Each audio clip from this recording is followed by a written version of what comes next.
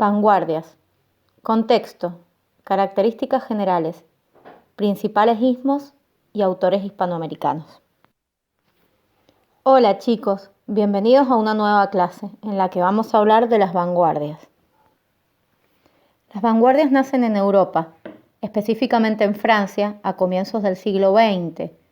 Se desarrollan durante la década del 20, en los años que van entre la Primera Guerra Mundial y la Segunda. Son los años de mayor intensidad social, ideológica e histórica del siglo XX.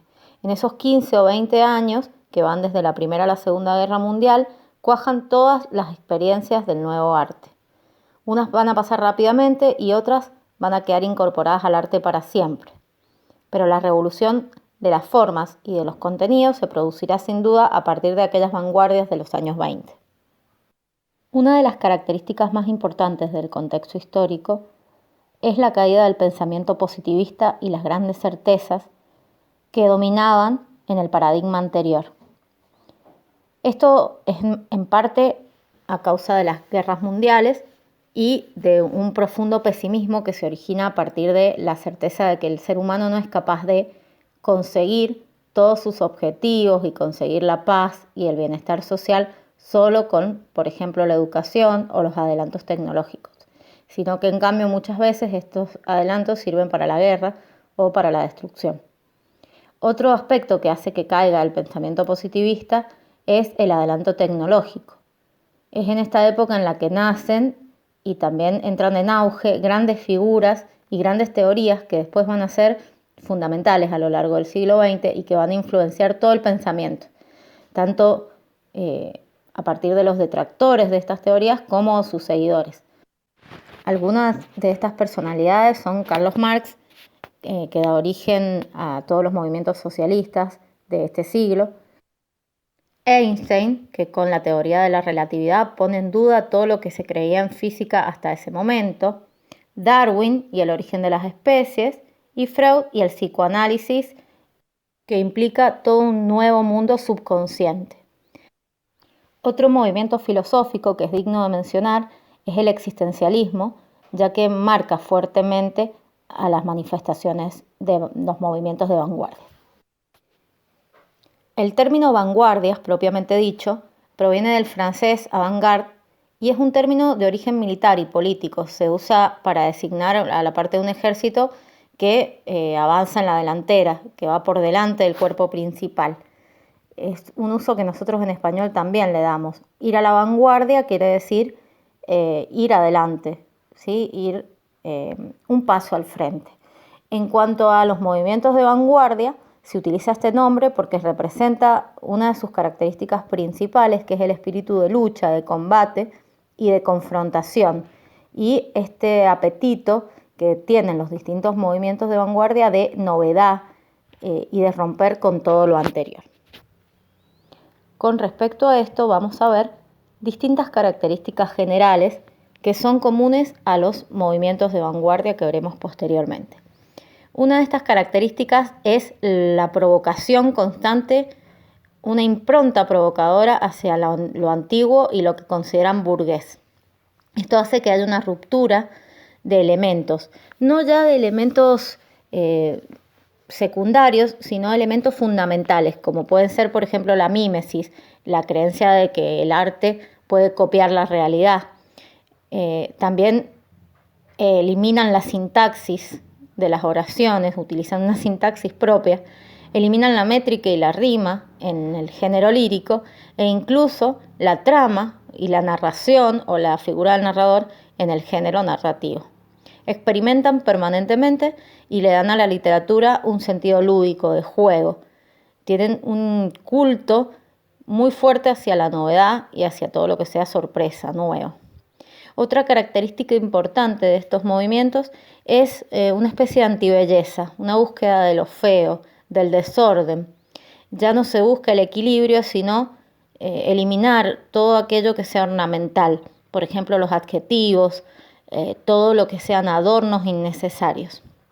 Otra característica es el cosmopolitismo, Esto quiere decir que todos estos movimientos que veremos a continuación se desarrollan en las grandes ciudades y giran en torno a la vida de las grandes ciudades.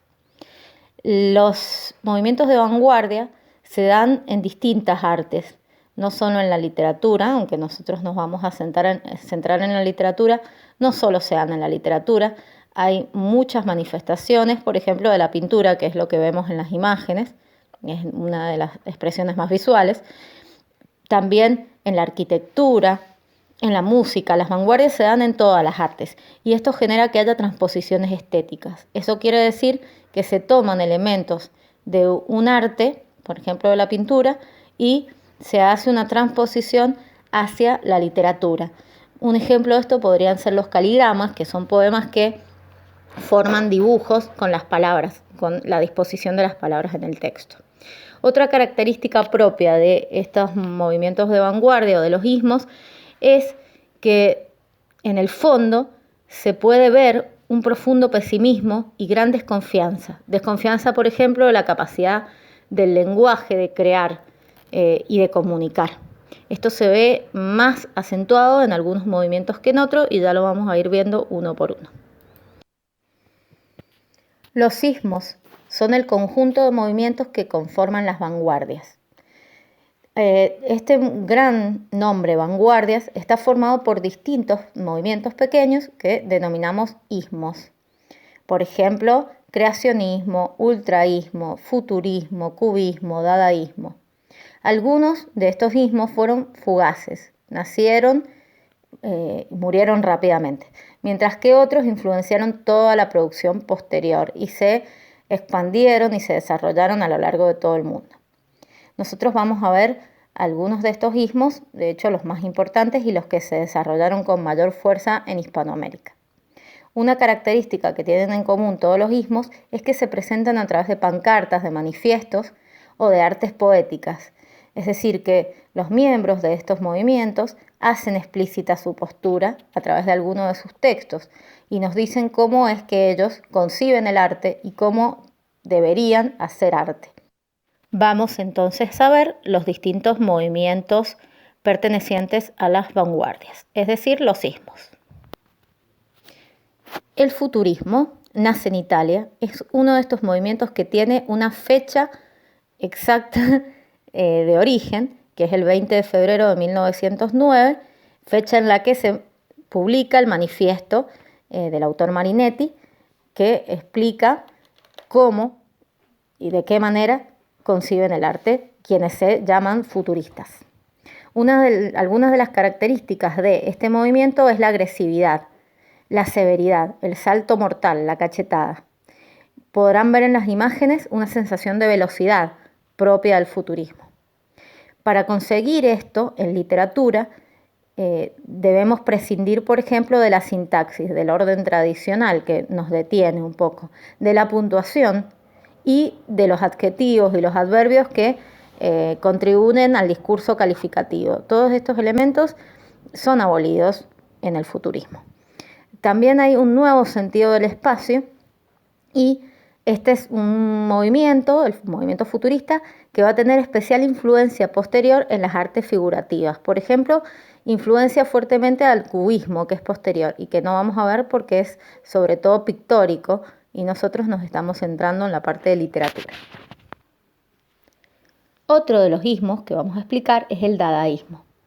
El dadaísmo surge en Suiza y en Estados Unidos, pero se extiende rápidamente por otros países de Europa como Francia y Alemania. Tristan Tzara es su principal representante y es quien escribe el manifiesto dadaísta. El nombre dadaísmo es bastante controversial, no se tiene muy en claro el porqué de este nombre, pero se cree que viene del balbuceo, de la manera en la que estos autores escuchaban el habla de otros pueblos y era incomprensible. Esto está muy relacionado con la desconfianza que tiene el movimiento dadaísta con respecto a la capacidad humana de comunicarse. Es el más radical de los ismos y descrea absolutamente de esta capacidad humana. El movimiento dadaísta es un movimiento que va a romper con todos los preceptos anteriores del arte. Nuevamente, en este movimiento se rompen no aspectos superficiales, sino fundamentales de lo que es hacer arte. Las palabras ya no van a surgir del estudio ni de la creación del poeta, sino de la casualidad. Por ejemplo, una de las formas de hacer poesía presentadas por el dadaísmo es recortar palabras al azar en un diario y formar poemas ordenándolas sin ningún criterio previo. El surrealismo es sin duda uno de los movimientos que más influenció posteriormente a la forma de hacer literatura de todo el siglo XX y del siglo XXI, y es el que más se expandió a lo largo del mundo, llegó incluso a África o a Asia. En América, de hecho, uno de los poetas representativos de este movimiento es el chileno Pablo Neruda. El surrealismo viene directamente del dadaísmo, pero si el dada es un arte que propugna destruir, provocar el caos, aniquilar, el surrealismo constituye una concepción del arte y de la vida. Freud ejerce una influencia decisiva en el movimiento, sus teorías acerca del mundo, de los sueños, de la capacidad automática de la psiquis, de lo profundo y lo oscuro que está en el interior de la mente, del subconsciente, del inconsciente, aparecen como reveladoras de una nueva naturaleza del arte humano. Hay una búsqueda constante de plasmar eso que está inconsciente, eso que subyace, y es por lo tanto un arte que no es para ser entendida, sino que busca ser comprendida desde la intuición. Todo esto hace que se explore al máximo las posibilidades del lenguaje, libera el lenguaje de todo tipo de ataduras. Encontramos en las obras surrealistas la acumulación de objetos heterogéneos, muy diferentes, que se relacionan de manera arbitraria, prácticamente sin lógica aparente, como si pertenecieran al mundo de los sueños. Aparecen asociaciones libres e inesperadas de imágenes insólitas. Se les da todo lo que es material un significado inmaterial, abstracto. Podemos decir que la metáfora toma gran relevancia y hay como una reestructuración de la metáfora. Todo esto le exige al lector un nuevo modo de leer, una forma diferente de acercarse a la literatura, no desde la comprensión racional, sino desde la intuitiva, como dijimos anteriormente. Y hace uso de muchos juegos, como pasaba con el dadaísmo. Estos juegos son para escribir sin la guía de la razón. Por ejemplo, el cadáver exquisito, que es un tipo de juego de escritura colectiva, o el diálogo surrealista de preguntas y respuestas, montajes, yuxtaposición de textos y ruleta. El creacionismo es también un ismo que tiene un representante chileno, Vicente Huidobro, un representante hispanoamericano. Algunas de sus características es que se suprimen los signos de puntuación, entonces se da yuxtaposición en el texto en lugar de los signos de puntuación, y esto acarrea yuxtaposición también de imágenes sin un referente claro. Hay hilaciones de estas imágenes aparentemente arbitrarias, sin un hilo conductor, y a veces la fonética juega un papel principal. Ya no importa lo que se dice ni el sentido de lo que se dice, sino cómo suena, si es agradable este sonido. Más bien una especie de juego de palabras. El poeta ya no se limita a copiar, no se limita a la mímesis, a la copia de la realidad, sino que debe crear una nueva realidad. Debe crear el poema como la naturaleza crea el árbol. Para esto prescinde de todo lo que sea anecdótico, de todas las historias que se puedan desarrollar y de las descripciones, como habíamos visto en otros movimientos de vanguardia. El ultraísmo también tiene un representante, en este caso argentino, que es Jorge Luis Borges, y es un movimiento que nace influenciado por el cubismo, el futurismo y el dadaísmo. Algunas de sus características son la presencia de imágenes y de metáforas chocantes y lógicas que están muy relacionadas con el mundo del cine, del deporte, de todo lo tecnológico. Aquí se ve, por ejemplo, esto de lo que hablábamos de las transposiciones estéticas. Va a decir Guillermo de Torre: los motores suenan mejor que en decasílabos. Esta frase hace referencia a dos aspectos. Por un lado, esto de tomar elementos de la técnica o del desarrollo técnico nuevo, y por otro lado, la renuncia a la rigidez formal propia de la lírica anterior. El endecasílabo es un tipo de verso que tiene 11 sílabas y que tiene sus acentos en lugares específicos, y esta forma de componer versos y hacer poesía es algo que el ultraísmo va a abandonar por completo, de la misma forma que el resto de los movimientos de vanguardia. Otra de las características es la eliminación de la rima y la tendencia a establecer una disposición de los elementos tipográficos del texto que genere una imagen, un dibujo, lo que conocemos como caligramas. La disposición tipográfica de las palabras en el poema, formando una imagen, genera una especie de fusión entre la plástica y la poesía, que también se relaciona con las transposiciones estéticas. Otra característica es el uso de neologismos, es decir, palabras nuevas, inventadas, tecnicismos, que son palabras propias del área técnica, y una gran cantidad de uso de palabras esdrújulas. En Hispanoamérica son muchos los autores que desarrollaron sus textos dentro de estos movimientos de vanguardia, sobre todo en el ámbito de la lírica, no así en la narrativa o en el género dramático. Las vanguardias tienen la peculiaridad que conviven con otros movimientos de la época. Algunos de los autores vanguardistas hispanoamericanos son el chileno Vicente Huidobro, del que ya hablamos, del creacionismo; Pablo Neruda, también chileno, que tuvo una etapa surrealista; César Vallejo, peruano; Oliverio Girondo, argentino; Jorge Luis Borges, argentino y representante del ultraísmo en una de sus primeras etapas de producción; y el cubano Nicolás Guillén. En Argentina, específicamente, en esta época se da la confrontación de dos grupos, el grupo de Boedo y el grupo de Florida. Los nombres Boedo y Florida corresponden a dos sectores de Buenos Aires que van a darle nombre a dos grupos literarios enfrentados y que a su vez cada uno de estos grupos sienta las bases de la literatura posterior, la literatura contemporánea argentina. Por un lado tenemos el grupo de Boedo, que lleva su nombre por el barrio de Boedo, que está en la zona sur, que es un barrio pobre, periférico y popular. Allí vivía la masa inmigrante, la masa criolla, y también desarrollaban todas sus actividades los revolucionarios que querían reformar el mundo. Algunos de sus autores representativos son Álvaro Yunque, César Tiempo y Nicolás Olivari. Esta literatura, la que nace del grupo de Boedo, es una literatura de corte social, que había tomado muchas ideas de Rusia. Propugnaban un arte comprometido con la realidad. El grupo de Florida, por otro lado, toma su nombre de la calle Florida, que está en la zona norte y que es en la calle en la que se edita la revista Martín Fierro.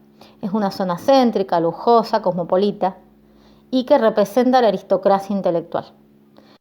Los autores pertenecientes a este grupo intentaron lograr una síntesis de los movimientos de vanguardia europeos y defendieron un tipo de arte desinteresado, creativo, arte por el arte, independiente de la realidad y que no tuviese afiliaciones políticas ni buscase nada por fuera del arte en sí mismo. Algunos de sus representantes son Jorge Luis Borges, Oliverio Girondo y Leopoldo Marechal. Es todo por ahora. Espero que les haya gustado la clase, que les haya servido. Hasta la próxima, chicos.